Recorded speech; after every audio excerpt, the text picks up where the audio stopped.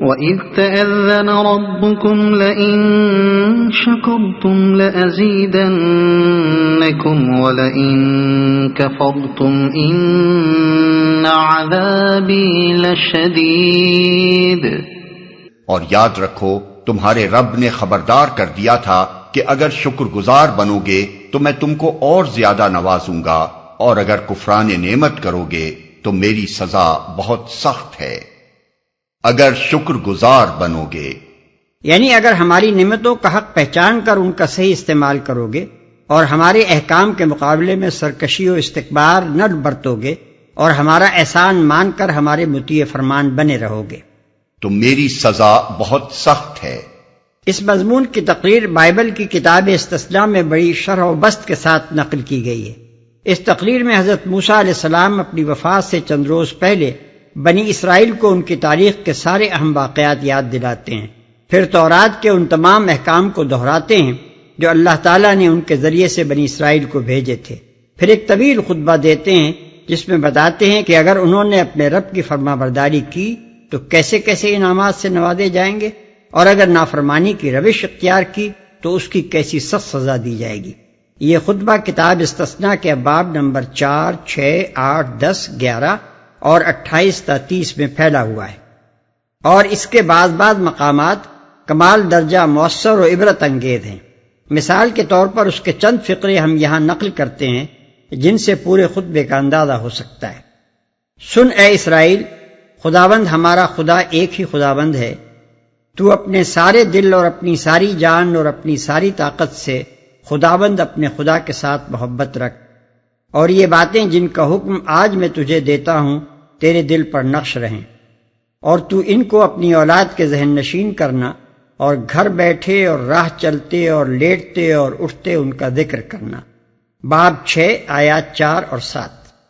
پس اے اسرائیل، خداوند تیرا خدا تجھ سے اس کے سوا اور کیا چاہتا ہے کہ تو خداوند اپنے خدا کا خوف مانے اور اس کی سب راہوں پر چلے اور اس سے محبت رکھے، اور اپنے سارے دل اور ساری جان سے خداوند اپنے خدا کی بندگی کرے، اور خداوند کے جو احکام اور آئین میں تجھ کو آج بتاتا ہوں ان پر عمل کرے تاکہ تیری خیر ہو۔ دیکھ، آسمان اور زمین اور جو کچھ زمین میں ہے یہ سب خداوند تیرے خدا ہی کا ہے۔ باب 10 آیات 12 تا 14۔ اور اگر تو خداوند اپنے خدا کی بات کو جانفشانی سے مان کر اس کے ان سب حکموں پر جو آج کے دن میں تجھے دیتا ہوں احتیاط سے عمل کرے تو خداوند تیرا خدا دنیا کی سب قوموں سے زیادہ تجھ کو سرفراز کرے گا۔ اور اگر تو خداوند اپنے خدا کی بات سنے تو یہ سب برکتیں تجھ پر نازل ہوں گی اور تجھ کو ملیں گی، شہر میں بھی تو مبارک ہوگا اور کھیت میں بھی مبارک۔ خداوند تیرے دشمنوں کو جو تجھ پر حملہ کریں تیرے روبرو شکست دلائے گا۔ خداوند تیرے انبار خانوں میں اور سب کاموں میں جن میں تو ہاتھ ڈالے برکت کا حکم دے گا۔ تجھ کو اپنی پاک قوم بنا کر رکھے گا، اور دنیا کی سب قومیں یہ دیکھ کر کہ تو خداوند کے نام سے کہلاتا ہے تجھ سے ڈر جائیں گی۔ تو بہت سی قوموں کو قرض دے گا پر خود قرض نہیں لے گا، اور خداوند تجھ کو دم نہیں بلکہ سر ٹھہرائے گا، اور تو پشت نہیں بلکہ سرفراز ہی رہے گا۔ باب 28 آیات 1-13۔ لیکن اگر تو ایسا نہ کرے کہ خداوند اپنے خدا کی بات سن کر اس کے سب احکام اور آئین پر جو آج کے دن میں تجھ کو دیتا ہوں احتیاط سے عمل کرے تو یہ سب لعنتیں تجھ پر ہوں گی اور تجھ کو لگیں گی، شہر میں بھی تو لعنتی ہوگا اور کھیت میں بھی لعنتی۔ خداوند ان سب کاموں میں جن کو تو ہاتھ لگائے لعنت اور پھٹکار اور اضطراب کو تجھ پر نازل کرے گا۔ وبا تجھ سے لپٹی رہے گی، آسمان جو تیرے سر پر ہے پیتل کا اور زمین جو تیرے نیچے ہے لوہے کی ہو جائے گی۔ خداوند تجھ کو تیرے دشمنوں کے آگے شکست دلائے گا، تو ان کے مقابلے کے لیے تو ایک ہی راستے سے جائے گا مگر ان کے سامنے 7 راستوں سے بھاگے گا۔ عورت سے منگنی تو کرے گا لیکن دوسرا اس سے مباشرت کرے گا۔ تو گھر بنائے گا لیکن اس میں بسنے نہ پائے گا۔ تو پاکستان لگائے گا پر اس کا پھل نہ کھا سکے گا۔ تیرا بیل تیری آنکھوں کے سامنے ذبح کیا جائے گا۔ بھوکا اور پیاسا اور ننگا اور سب چیزوں کا محتاج ہو کر تو اپنے ان دشمنوں کی خدمت کرے گا جن کو خداوند تیرے برخلاف بھیجے گا، اور غنیم تیری گردن پر لوہے کا جوا رکھے گا جب تک وہ تیرا ناس نہ کر دے۔ خداوند تجھ کو زمین کے ایک سرے سے دوسرے سرے تک تمام قوموں میں پراگندہ کر دے گا۔ باب 28 آیات 15 اور 64۔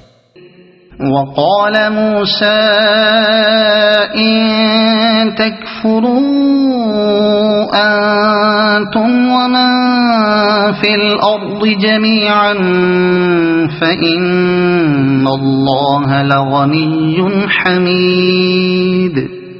اور موسیٰ نے کہا اگر تم کفر کرو اور زمین کے سارے رہنے والے بھی کافر ہو جائیں تو اللہ بے نیاز اور اپنی ذات میں آپ محمود ہے۔ اس جگہ حضرت موسیٰ علیہ السلام اور ان کی قوم کے معاملے کی طرف یہ مختصر اشارہ کرنے سے مقصود اہل مکہ کو یہ بتانا ہے کہ اللہ جب کسی قوم پر احسان کرتا ہے اور جواب میں وہ قوم نمک حرامی اور سرکشی دکھاتی ہے تو پھر ایسی قوم کو وہ عبرتناک انجام دیکھنا پڑتا ہے جو تمہاری آنکھوں کے سامنے بنی اسرائیل دیکھ رہے ہیں۔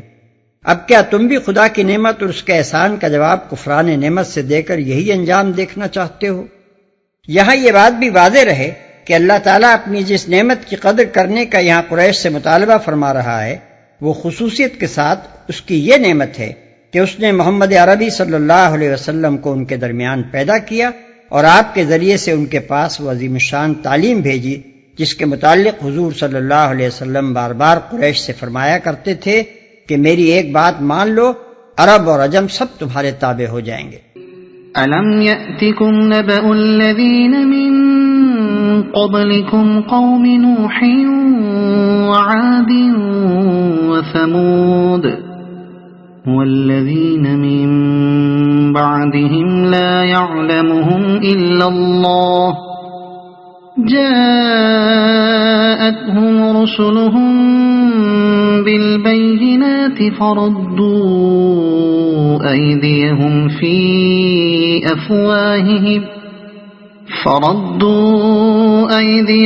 في أفواههم وقالوا إنا كفرنا بما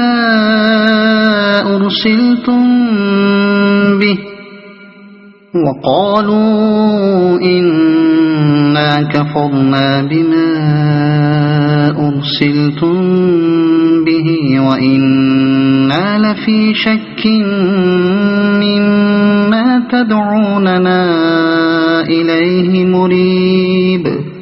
کیا تمہیں ان قوموں کے حالات نہیں پہنچے جو تم سے پہلے گزر چکی ہیں؟ قوم نوح، عاد، سمود اور ان کے بعد آنے والی بہت سی قومیں جن کا شمار اللہ ہی کو معلوم ہے۔ ان کے رسول جب ان کے پاس صاف صاف باتیں اور کھلی کھلی نشانیاں لیے ہوئے آئے تو انہوں نے اپنے منہ میں ہاتھ دبا لیے اور کہا کہ جس پیغام کے ساتھ تم بھیجے گئے ہو ہم اس کو نہیں مانتے، اور جس چیز کی تم ہمیں دعوت دیتے ہو اس کی طرف سے ہم سخت خلجان آمیز شک میں پڑے ہوئے ہیں۔ کیا تمہیں حضرت موسیٰ علیہ السلام کی تقریر اوپر ختم ہو گئی، اب براہ راست کفار مکہ سے خطاب شروع ہوتا ہے۔ تو انہوں نے اپنے منہ میں ہاتھ دبا لیے۔ ان الفاظ کے مفہوم میں مفسرین کے درمیان بہت کچھ اختلاف پیش آیا ہے اور مختلف لوگوں نے مختلف معنی بیان کیے ہیں۔ ہمارے نزدیک ان کا قریب ترین مفہوم وہ ہے جسے ادا کرنے کے لیے ہم اردو میں کہتے ہیں کانوں پر ہاتھ رکھے یا دانتوں میں انگلی دبائی، اس لیے کہ بعد کا فقرہ صاف طور پر انکار اور اچنبے دونوں مضامین پر مشتمل ہے اور کچھ اس میں غصے کا انداز بھی ہے۔ خلجان آمیز شک میں پڑے ہوئے ہیں، یعنی ایسا شک جس کی وجہ سے اطمینان رخصت ہو گیا ہے۔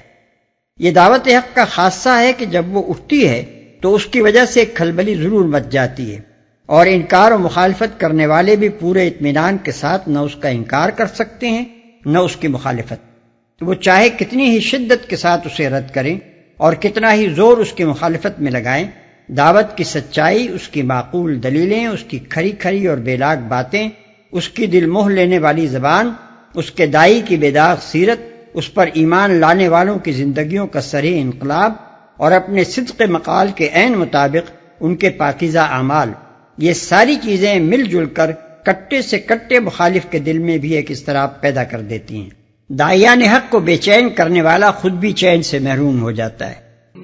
قالت رسلهم أفي الله شك فاطر السماوات والأرض يدعوكم ليغفر لكم من ذنوبكم ويؤخركم إلى أجل مسمى قالوا إن أنتم إلا بشر مثلنا تريدون أن تصدونا عما كان يعبد آباؤنا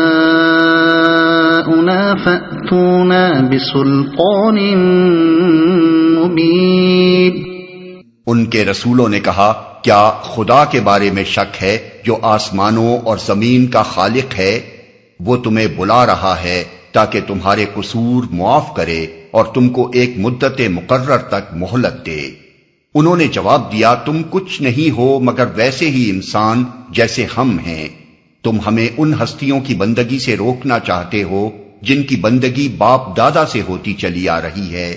اچھا تو لاؤ کوئی صریح سند جو آسمانوں اور زمین کا خالق ہے۔ رسولوں نے یہ بات اس لیے کہی کہ ہر زمانے کے مشرکین خدا کی ہستی کو مانتے تھے اور یہ بھی تسلیم کرتے تھے کہ زمین اور آسمانوں کا خالق وہی ہے۔ اسی بنیاد پر رسولوں نے فرمایا کہ آخر تمہیں شک کس چیز میں ہے؟ ہم جس چیز کی طرف تمہیں دعوت دیتے ہیں وہ اس کے سوا اور کیا ہے کہ اللہ فاطر السماوات والارض تمہاری بندگی کا حقیقی مستحق ہے۔ پھر کیا اللہ کے بارے میں تم کو شک ہے؟ ایک مدت مقرر تک مہلت دے۔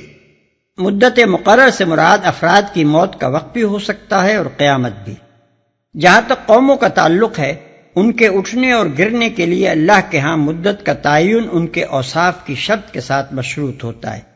ایک اچھی قوم اگر اپنے اندر بگاڑ پیدا کر لے تو اس کی مہلت عمل گھٹا دی جاتی ہے اور اسے تباہ کر دیا جاتا ہے، اور ایک بگڑی ہوئی قوم اگر اپنے برے اوصاف کو اچھے اوصاف سے بدل لے تو اس کی مہلت عمل بڑھا دی جاتی ہے، حتیٰ کہ وہ قیامت تک بھی دراز ہو سکتی ہے۔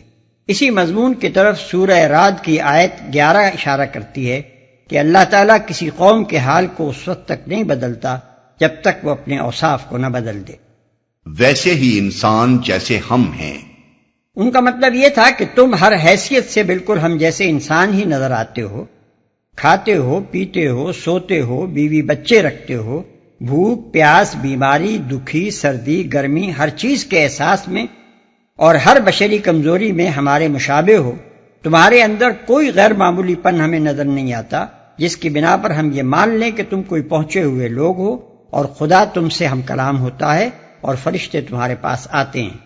اچھا تو لاؤ کوئی صریح سند، یعنی کوئی ایسی سند ہے جسے ہم آنکھوں سے دیکھیں اور ہاتھوں سے چھوئیں اور جس سے ہم کو یقین آ جائے کہ واقعی خدا نے تم کو بھیجا ہے اور یہ پیغام جو تم لائے ہو خدا ہی کا پیغام ہے۔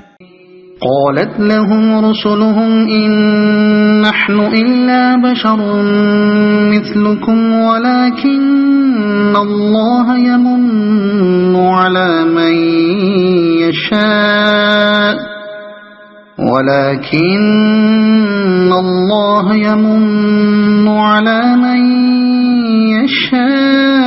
يشاء من عباده وما كان لنا أن نأتيكم بسلطان إلا بإذن الله وعلى الله فليتوكل المؤمنون۔ ان کے رسولوں نے ان سے کہا واقعی ہم کچھ نہیں ہیں مگر تم بھی جیسے انسان، لیکن اللہ اپنے بندوں میں سے جس کو چاہتا ہے نوازتا ہے، اور یہ ہمارے اختیار میں نہیں ہے کہ تمہیں کوئی سند لا دیں۔ سند تو اللہ ہی کے اذن سے آ سکتی ہے اور اللہ ہی پر اہل ایمان کو بھروسہ کرنا چاہیے، جس کو چاہتا ہے نوازتا ہے۔ یعنی بلا شبہ ہم ہیں تو انسان ہی، مگر اللہ نے تمہارے درمیان ہم کو ہی علم حق اور بصیرت کاملہ عطا کرنے کے لیے منتخب کیا ہے۔ اس میں ہمارے بس کی کوئی بات نہیں، یہ تو اللہ کے اختیارات کا معاملہ ہے۔ وہ اپنے بندوں میں سے جس کو جو کچھ چاہے دے۔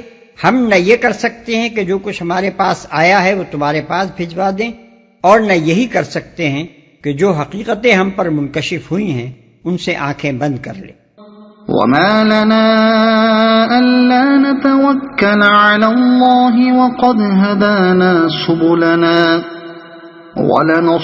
ولنصبرن على ما